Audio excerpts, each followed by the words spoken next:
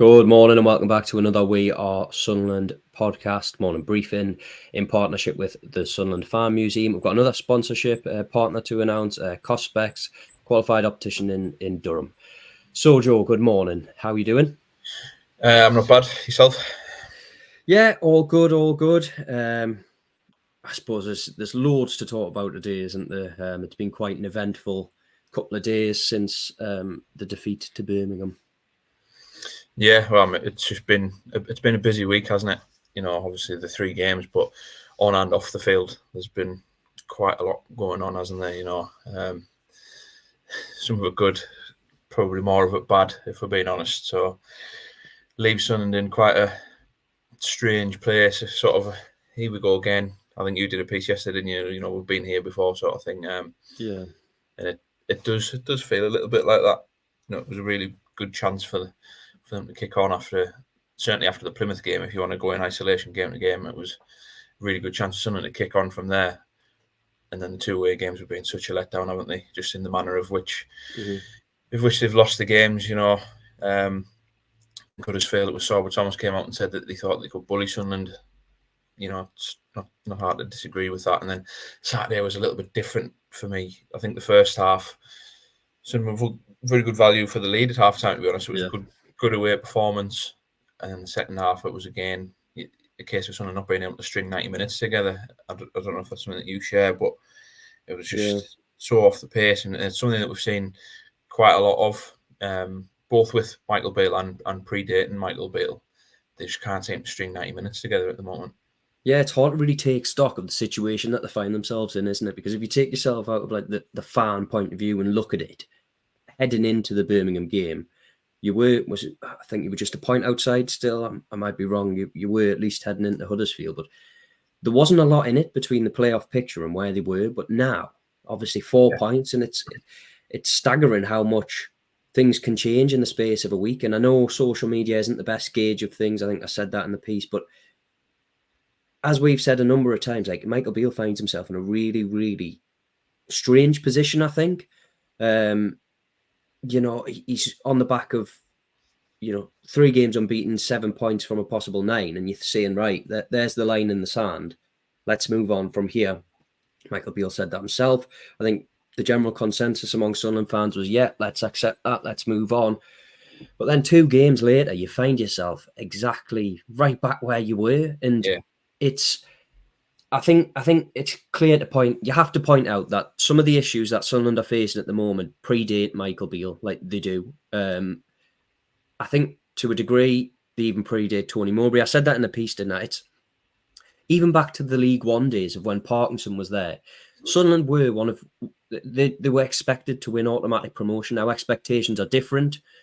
There's a new ownership. There's a lot of water under the bridge since then, but the general consensus is that Sunderland are dominating games, but they're either not scoring and they're not coming away with the results that they should be coming away with. I mean, just on the Birmingham game as a whole, again, you're not going to go. I think because I wasn't in the press conference where Michael Beale said about we're not going to dominate, the game, so you can talk about that shortly. We're not going to blow teams away.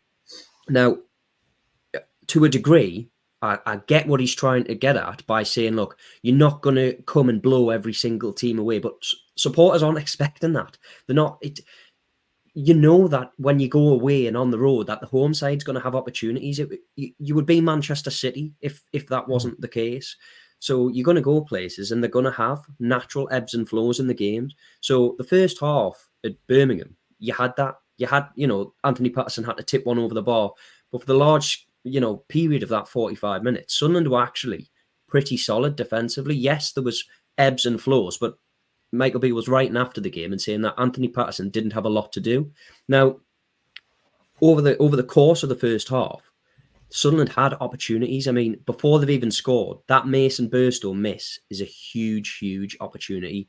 Now, whether the ball was slightly behind him, don't know. It looked like that from where I was in the press box, but then obviously you are some distance away and it happened so quickly. That was a big opportunity. That comes from Romaine Mundle down that right-hand side, and we'll get on to him in a little bit, no doubt, but I was particularly impressed with him.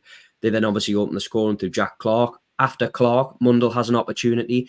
I don't think it's as big an opportunity as Michael Beale says. I think the shot's actually being dragged wide. At least it was from my angle, and I was behind it. But they've had opportunities in that first half, and then to come out in the second half, too many times we've been here, particularly in just the past couple of months, and it's been like watching a different team. They've gone in with such impetus and such free-flowing football. All right, as I say, you're not going to completely dominate games from start to finish, but that's an unrealistic expectation, and nobody is expecting that. They just want to see a bit more of a complete performance. No, it's a fair comment. And I do, to go back to the start, that I do get in a way, I get what Michael Beale's saying. You know, you're not going to come in and win 3 or 4-0 every week, but like you said, supporters aren't demanding that. It's not unrealistic for that to happen every so often, though. But the problem is we're not seeing that at all. That's absolutely, yeah. That was where I was going with it. And I think I touched on this on Friday's show that if you go back to September, there was a period there. You know, the 5-0 against Southampton, I think 3-1 away at QPR, 3-0 Sheffield Wednesday, 3-1 against Norwich. You know, there was a period of games within that run of sort of 5, 6, 7 games where it did start to feel as though it was clicking again, like what we saw from last season. I think a lot of the problem is we live in a kind of world where the ethos is that what you do now is going to be better than what you did before. Yeah. So if you take that from last season, coupled with, you know, sort of comments that have come out of the club over the summer saying not necessarily happy of just making the playoffs, which is, again, that is a fair comment. We spoke about it again in terms of Sunderland. When they're when they're outside of the Premier League, they should be competing to get into it. That is the kind of stature of the club. Now, don't get me wrong, there's probably 8, 9, 10 other teams in the Championship who feel the same. You know, that's how competitive this division is. But you're right in what you say, that at the minute it's just for too much this season, outside of that month or sort of 6 or 7 games that I'd said there, it's just felt a bit off. I don't. It's hard to put your finger on it outside of obviously the striker situation, which you can speak about every week. It's just even the sort of the structure of games hasn't felt the same. I'd say the tempo, the pace of things, and that second half was another excellent point of it. Just something not being quite right there. And the worrying thing is, you know, we heard about the Huddersfield point of view in terms of saying they can bully Sunderland. Birmingham probably had similar.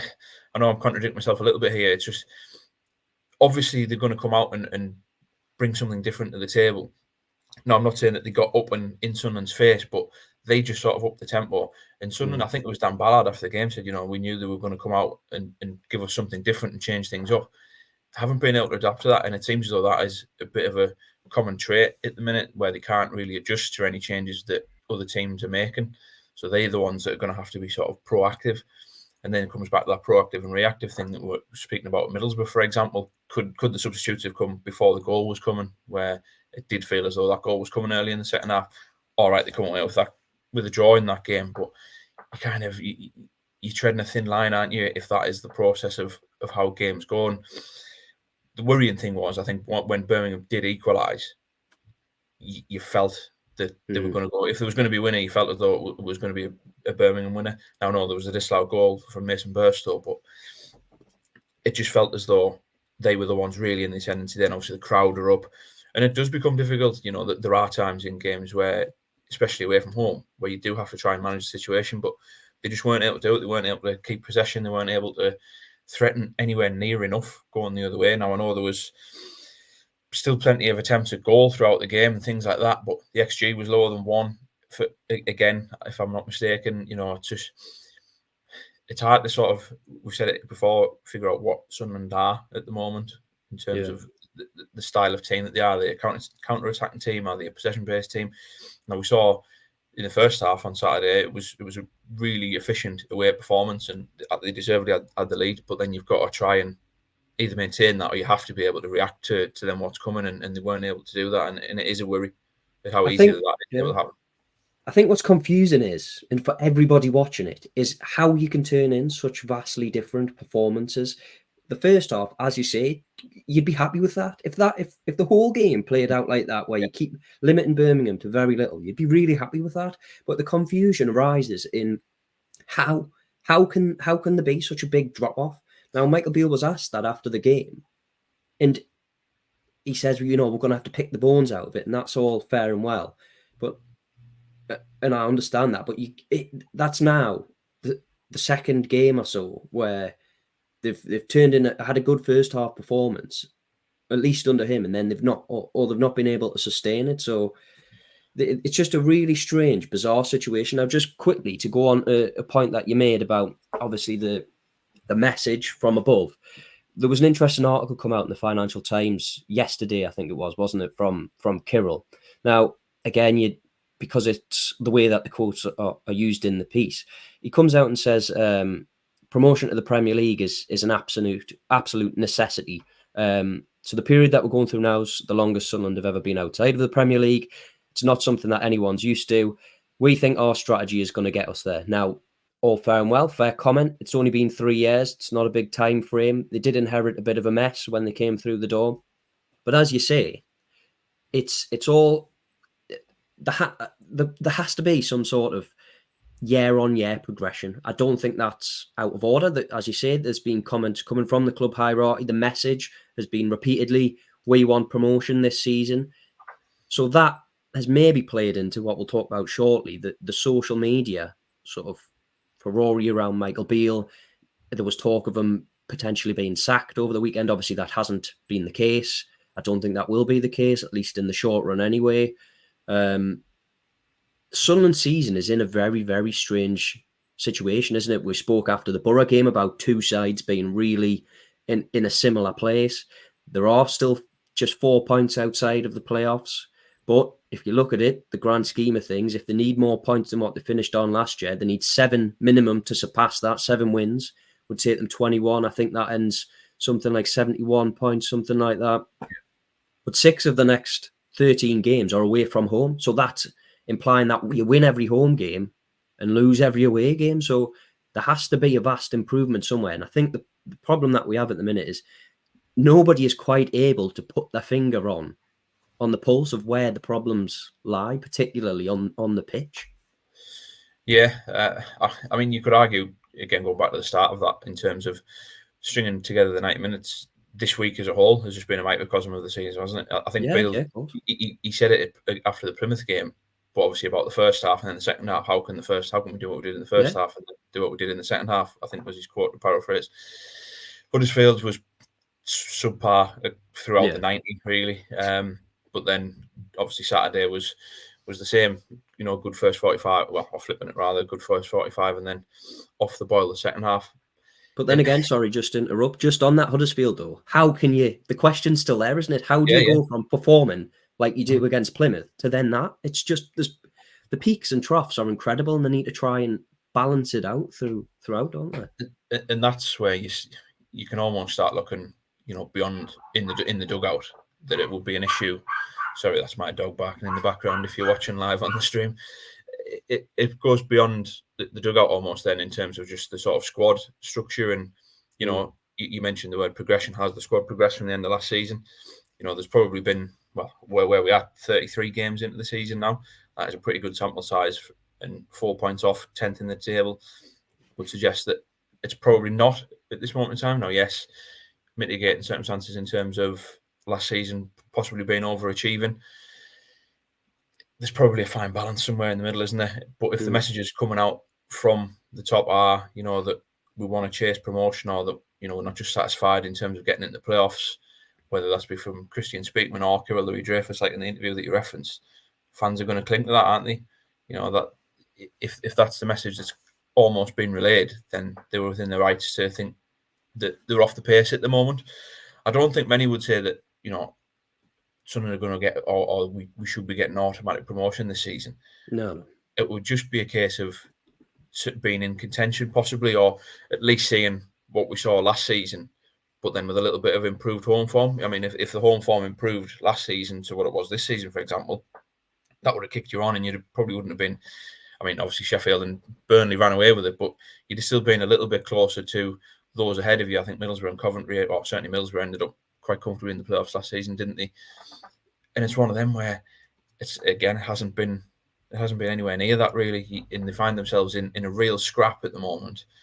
Beale came in, I think when Tony Mowbray left, there was 3 points, the gap from the playoffs. I think they were 9th and they were 3 points adrift.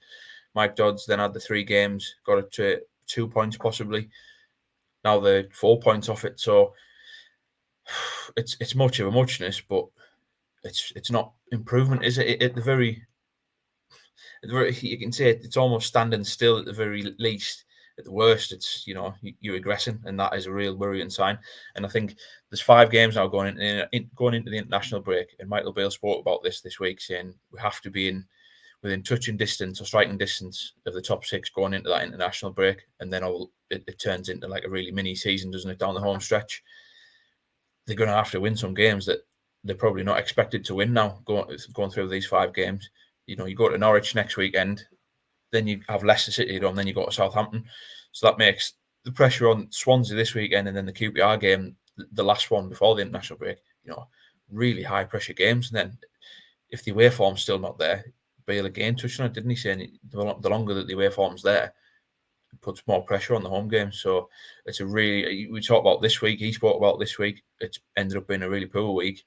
These 5 games are almost make or break really for the season, it feels.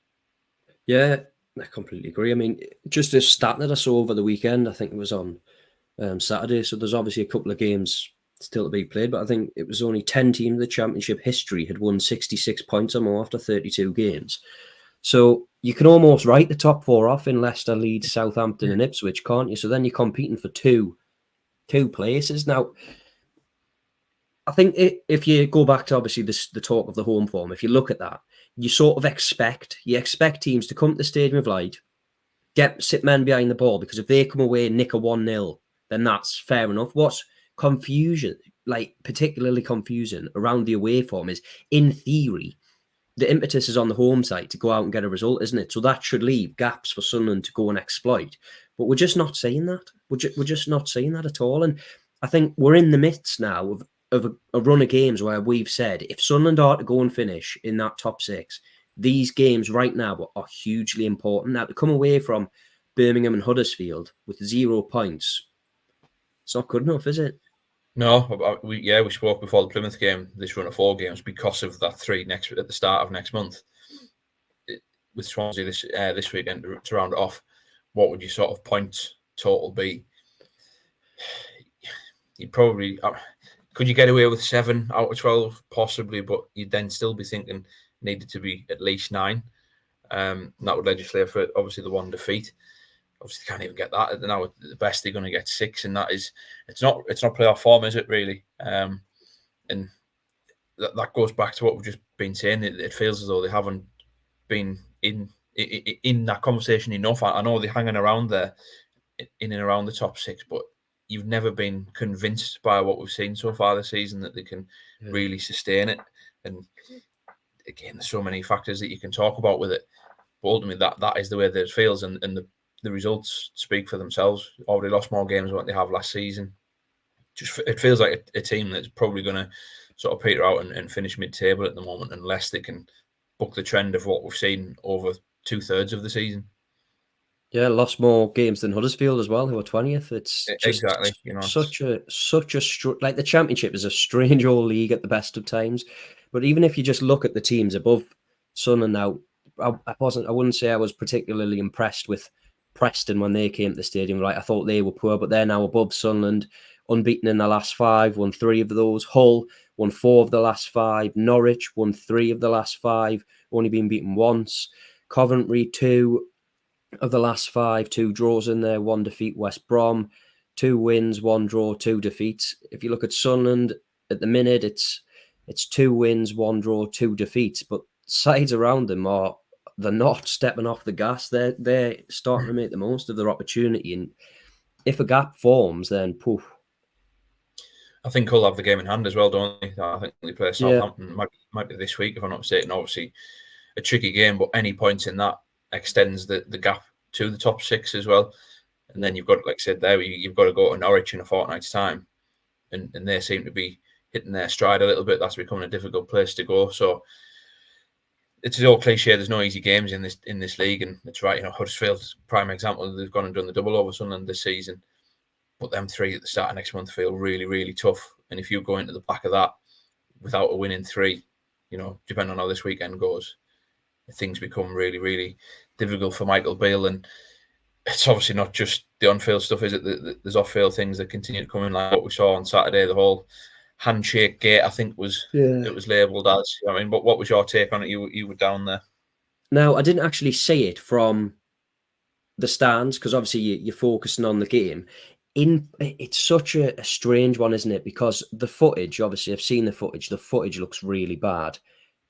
But I'm not pretending I'm Michael Beale's best mate here when I say this, but from speaking to Michael Beale as a character and getting to see what he's like early doors, I think it's a little bit harsh. I don't particularly think he's done that on purpose. Yes, it looks bad. He came out and apologized. He posted on Instagram afterwards, and then there was backlash because he posted on Instagram. I just think it's a man who's defending himself from criticism now. All right, maybe he should have just came out and said, look, I didn't see him. That's fair enough. It doesn't look great. And like I've said, you just run the risk, don't you, of scrutinizing everything. And suddenly, if we're scrutinizing everything, if we're scrutinizing every word from press conferences, how questions are posed, you're starting to get in a pretty dangerous territory where the head coach, let's just take it out, Michael Beale out of this situation, is fighting against an ongoing wave and an ongoing tide. Now, that's not to defend Michael Beale, because again, all the criticism, if you disagree with things on the pitch, that's fine. We do. That's our whole job. You put your opinions across. But again, there's been things popping up online of just personal abuse towards him, and there's just no need for that sort of thing. And it just bizarre. Like that situation as a whole. You messaged me, didn't you, and say, it does not look good. I'm not a body language expert either, so the step to one side, Sunderland were defending at the time. That's why he's looking that side of the pitch, and I know he's in the corner of his eye, but has he stepped just to see where the ball's gone? Because this is a man who's fighting for his life and his job at the same time now. He spoke about being calm.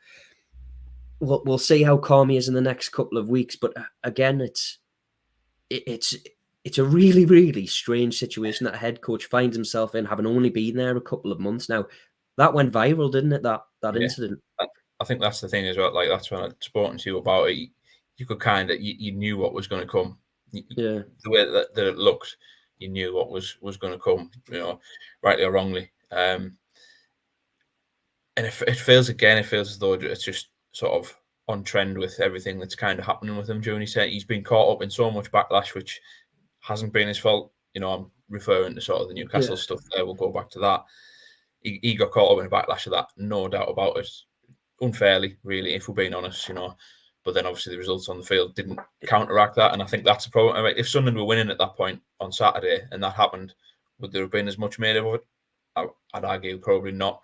It just feels like another thing, like you said there. It's just another thing where people jump on it, where that's kind of where the club's at the moment. Where there's any sort of negativity around it, then there is a pile on, and it's understandable in a way because of what we've spoken about at the beginning of this show, just in terms of the expectations and are they progressing, but they're not progressing, are they regressing, or are they just standing still? And in this division, if you stand still, you tend to go backwards. But yeah, it was just another untimely sort of event. I think it's the player as well, isn't it? Who it was, because Trai Hume's been your solid 7 out of 10 minimum most weeks. Now he's been one of the standout performers, and again, like, he's so held in such high regard with Sunderland fans, and to appear to snub him, it's just not a good look. Like you're saying, there was a similar incident at Ipswich, wasn't there, with Alex Pritchard, where obviously we're not lip readers or body language experts, where it looked as though there was a little bit of a difference of opinion there. Might have been tactically, it might have just been in terms of substitutions, but that was another one where people kind of jumped on it and were asking questions about it, where in-house there might not be, there might not even be the conversation. Michael Beale might have gone in on Saturday and just sort of said, look, Trai, I've been asked about this. Is there anything in this? Might have said no, and it was squashed there and then, while it all plays out for the rest of the weekend, in sort of the Sunderland social media world. But that is the kind of world that we live in, and it's only going to jump on, and that's where obviously the rumours from last night came as well. It's just another thing that you just didn't need, isn't it? Yeah. That's like I say, I think sometimes you are in danger of over-analysing things. Yeah. And like you say, I think that if they're winning that game, that conversation is, we're not even having it really, are we? I don't think the camera pans to him. I don't think they're even talking about it. But because Sunderland are getting beat, two defeats on the bounce, yeah, it's just incredibly strange to even analyse, to dissect it. You're not on the line. You don't. I'll put this across. The atmosphere at St Andrews was brilliant. At times you couldn't hear yourself think. So if he hasn't heard him, then fair enough. You can only take his word for it. And listening back to his interview with Nick Barnes, he sounds genuinely surprised by the fact that this was an incident. So yeah, it's hard not to get drawn into it again and make it something it isn't. I think you've got to try and just take it for face value, and that sometimes is easier said than done, isn't it? Yeah, it is. And you've got to understand that he's coming into this sort of dejected of the way that the game's panned out. You know, they've been beaten. Yeah. We spoke about going into a game that you probably didn't want to have, given the baggage with it, surrounding Tony Mowbray, to then lose it, how Sunderland lost it. It's just another last thing he needed, wasn't it? You know, for those scenes at the end, and Mowbray to then sort of get one up on him, if you like, and then that's a sort of well, there you go, from his point of view, to the Sunderland hierarchy and things like that. And it was just an absolute a result that they just did not need at all. And then the events that transpired, and then on top of that as well, Dan Ballard picked up his 10th yellow card, didn't he? Which rules him out the next two games. Add to that Paddy Roberts, who's going to be out for what did Michael Beale say, 4 or 5 weeks, I think. So never rains but a pause at the moment, doesn't it, for Michael Beale and Sunderland? It certainly feels that way. I think just a word on Tony Mowbray as well. I think the class he showed afterwards, going over to salute the Sunderland fans. Now, yeah, it might annoy some people. It might be seen as just a token gesture. He spoke with Michael Beale very briefly at full time, obviously just wishing him well. You know, saying that he knows he's got a really good group of players there to keep going. Now, Tony Mowbray says he knows what Michael Beale's going through at this moment to a degree, because Tony Mowbray was never met with all this backlash and things that are going on behind the scenes. He might be happy now looking at this situation from an outside and going, I'm glad I'm not there now. Yeah. But just as you say on Dan Ballard, I actually think he won the ball in that challenge. I think it's one of those where you get the man, and it's unfortunate, but I think we're likely to see Jensen Seal come in, so every cloud and all that. He has impressed from what we've seen. I don't think he's a right back, but I'm looking forward to seeing him in the next couple of games. Yeah, it was always going to be a case. I think that the one positive you take from that was that Luke O'Nien didn't then go and pick one up, so they were both out, wasn't it? So at least one of them was going to be there. Michael Beale's spoken a lot about, and we'll probably touch on this later in the week, but he's spoken a lot about possible change of system. I just wonder whether this then brings an opportunity, particularly if Callum Styles is going to be back in and around contention. Maybe he's dropped Leo Hjalda back in, and then have 3 centre backs with Silton, O'Nien, Hume on the right, and then Styles over at left wing back. That could be something, like I say, we'll maybe looking into further detail once we've spoken to Michael Beale later in the week. But yeah, Seals, I don't think people will be overly concerned with Jensen Seal coming in. It's just another one of them where just the timing of it, isn't it, given the significance of the weekend. I think to go back onto Saturday, just to sort of finish it up on Saturday with a positive that came out. You mentioned him at the start of the show, Romaine Mundle, his first start. I think we were both a little bit surprised to see him start. Thought I might have got a few more minutes than what he did against Huddersfield, but he started 70 minutes or so, and I think he certainly made a decent account of himself. Yeah, I've spoken about expectations and managing them and not getting too carried away, but I'm really tempted to get quite carried away about Romaine Mundle. Now, no, seriously though, 45 minutes, I thought he was absolutely outstanding. He is what they've missed. I'm a huge fan of Patrick Roberts as well, but in his absence, you know, Abdullah Bar's came in, been fine. The problem is, I think you have 1 or 2 performances from Abdullah Bar, and then you have 4 or 5 where they're just pretty. Yeah, it's indifferent, isn't it? Well, yeah. Whereas Mundle, pacey, like I said to you before the game from his under-21s game, he's not necessarily a ball carrier, but the first glimpse you had of the ball, or the first real chance of the game, came from Mundle just shifting it one side of Laird and just swinging a cross in.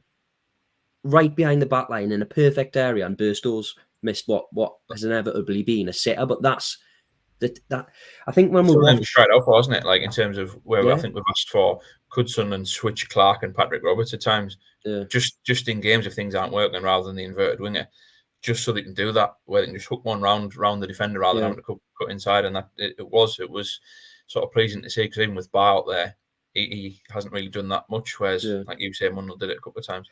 Yeah, I think there's I don't know whether it's a style of play, whether they're just used to playing this way, but there's a tendency to get to the byline, isn't there, and then cut back and swing across in deep that way. But sometimes, yeah, they do. They just need to beat that. There's so many crosses as well. It's so frustrating, isn't it? Like set pieces don't beat the first man. But it was a dangerous ball in the area. It was a perfect cross, I thought. And obviously, you've got to do better. At least get it on target there. As I say, was it a bit behind him? I don't know. I'm not on the pitch. It looked slightly behind him. But not just that, not just his final 30. He pulled across, and he's not afraid to have a go. Pulled across. Yeah. I think they had a throw in on the left-hand side. He's drifted centrally. Nobody went with him, and he's turned, and he's got 5 yards, 10 yards either side of him. He's just had a go, and obviously stung the palms of Ruddy. It was a pretty easy save, to be honest. It was straight at him, but that's what they need. They need somebody like that. He looks pretty lively. Again, don't want to get too carried away. It's first 45, and then second half, he faded, but that's because he hasn't played a lot of football. I was impressed. I think he's going to be an asset, but I particularly again, try not to get too carried away. I particularly like he's pressing from the front. I thought he was very much a part of what Sunderland did well in the first half. Yeah. You know, the if you think of the first goal, for example, now I know it was Pierre Ekwa who stepped up, but the line was really high. You know, Birmingham were under Mowbray were obviously wanting to try and play out, and then they were really high, which sometimes we haven't seen. It's usually the way around, where we see teams pressing Sunderland, and he was very much a case in that, and that's how he sort of fashioned that chance as well. He went and put, I think it was Beale under pressure, and won the ball from him, and then forced the save. There was another one just before that where he won the free kick as well, where he was just kind of just putting his body in there and just being a bit of a nuisance, wasn't he? That is again something that you haven't seen it. You just haven't seen enough of this season. Something really defending from the front. It's just been a little bit disjointed at times in that sense, and standing off. There was one incident as well where obviously he's not a big lad. He's certainly no Ross Stewart in that sense. But I was impressed by his physical stature. There was the opportunity that I spoke about earlier in this video, and one that Michael Beale said was a good opportunity. They probably should have went 2-0 up from, was when he's held off Mark Roberts inside the box. Now Mark Roberts is a big bloke, but he holds him off, gets a yard or two, and he's in the box, and he can get a shot off on goal. So again, it wasn't a complete performance by any means, because again, he's 45 minutes, but to his defence, he hasn't played a lot of football. Yeah, I was impressed. I do think he's an exciting prospect and somebody that we'll see in the coming weeks. It's just about, again, managing his game time, getting him up to speed, and I think just on the Abdullah Bar thing, because I do think this needs spoken about as well, but not solely focusing on Bar, but the substitutes. It's something that Beale spoke about at Birmingham. Didn't have the impact that he wanted in the game, and that's maybe something that we've seen too many times this season. I don't know what you think. It's just they don't really seem to have a game changer when Patrick Roberts, for example, is out, but he hasn't really done it this season, has he? So it's a funny situation. But that goes then back to the sort of conversation that we're having in terms of where the squad is at the moment. Yeah. I think Beale touched on it. Was it the Newcastle game where he turned around and he sort of said, I just looked at the bench and I was going along the line and it was getting younger and younger and younger. That is where the squad is at, and it has felt like that, like you say, particularly with Patrick Roberts going out, which is why I think Mundle impression on Saturday was certainly a positive to cling to, because that does give you another option. But that totally goes back to where the squad's at in terms of, did it progress over the summer or in the January transfer window? Evidence at the moment is saying that it hasn't. All right, we haven't seen Callum Styles yet.